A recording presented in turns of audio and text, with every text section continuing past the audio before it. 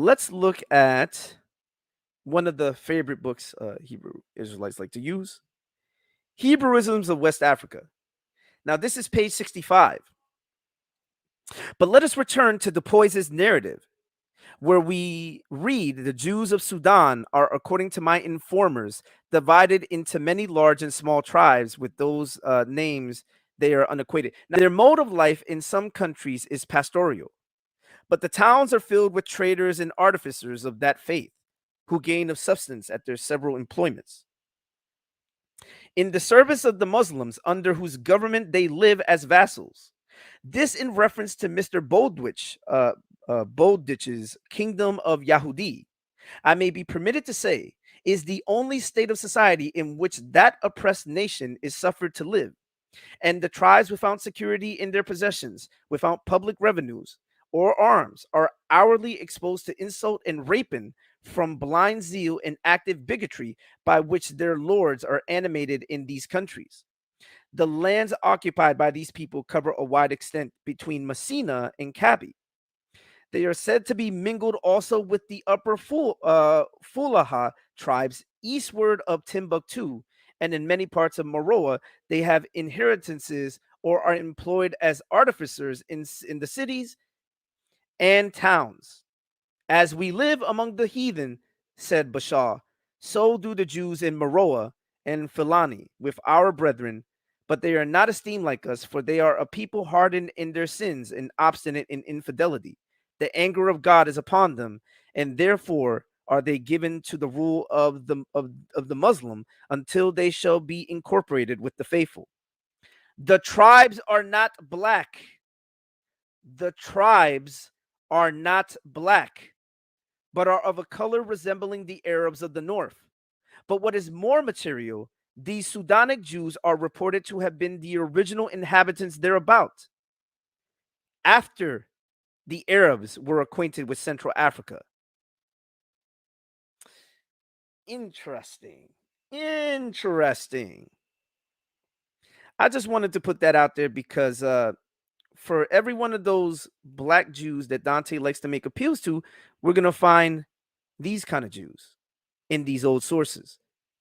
Now, let me show some other stuff. Because they like talking about they like talking about Jews in Africa, and we know that there were certainly black Jews in Africa, except that we're finding out the more that we keep looking at these sources that these black Jews were the result of non-black men who married black women and had children with them.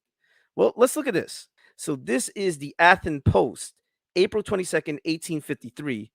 Y'all can see right there, Jewish Negroes. Now watch this. But this is not all. Other curious details reached Dr. Phillips from another source. A Jew who had accompanied a German traveler as far as Timbuktu found near the boundary of Bambara a large number of Jewish Negroes. Now, Hebrew Israelites think that's the smoking gun, but watch what's going to happen. Nearly every family among them possessed the law of Moses written upon parchment. Although they speak of the prophets, they have not their writings. Their prayers differ from those of other Jews and are committed to little leaves of parchment stitched together and contain numerous passages derived from the Psalms. These Jews have mingled some of their superstitions of oral law, which they have not committed to writing, with those of their neighbors, the Mohammedans and the heathen. They enjoy equal liberty with other subjects of the African chiefs and have their synagogues and their rabbis. Their explanation, which they give of themselves in connection with their black skin, is this.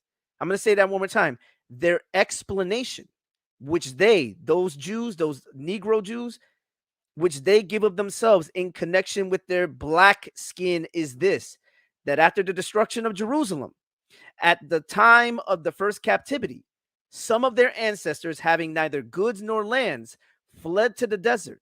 The fatigue which they endured was so great that nearly all the females died by the way.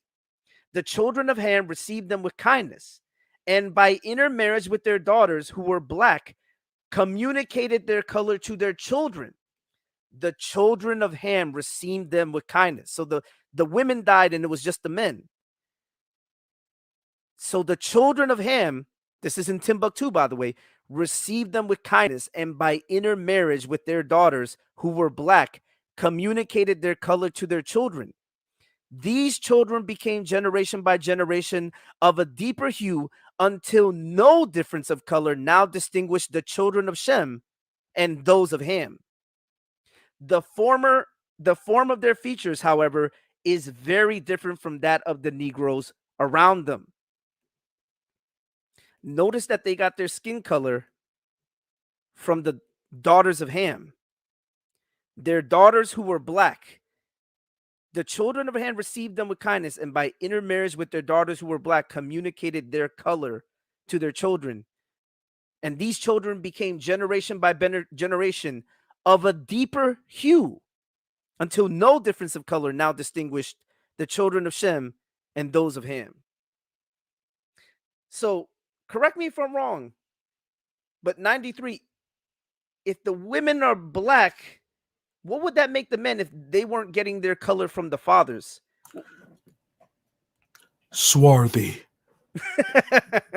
Those are swarthy Jews. And I'm telling you that the word mulatto doesn't mean what you think it means. It actually means of another nation. No, the fathers would have to be white or at least non-black Middle Eastern. Non-black, right.